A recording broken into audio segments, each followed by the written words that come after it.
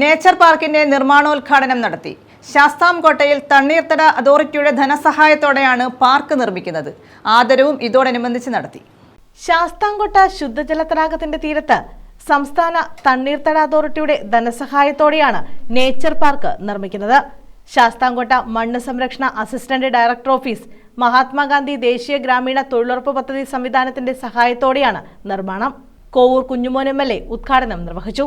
കൊല്ലം ജില്ലാ panchayat president doctor PK Gopan, Sasthamkotta block panchayat president R Sundaresan, Sasthamkotta grama panchayat president R Geetha, west Kallada grama panchayat president doctor C Unnikrishnan, Mynagappally grama panchayat president Varghese Tharakan, catchment conservation committee അംഗങ്ങൾ, വിവിധ വകുപ്പുകളിലെ ഉദ്യോഗസ്ഥർ, Devaswom board college അധ്യാപക വിദ്യാർത്ഥി സമൂഹം എന്നിവർ പങ്കെടുത്തു.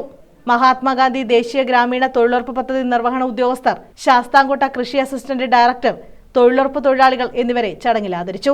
പരിസ്ഥിതി ശോഷണത്തിന് വിധേയമായിക്കൊണ്ടിരിക്കുന്ന 10 ഏക്കറോളം തീരഭൂമിയിലാണ് നേച്ചർ പാർക്ക് സ്ഥാപിക്കുന്നത്. ഭാവിയിലെ പ്രകൃതി സൗഹൃദ വിനോദസഞ്ചാരത്തിന് മുതൽക്കൂട്ടാകുമെന്ന ലക്ഷ്യത്തോടെയാണ് പാർക്ക് സ്ഥാപിക്കുന്നത്. News bureau, Sasthamkotta.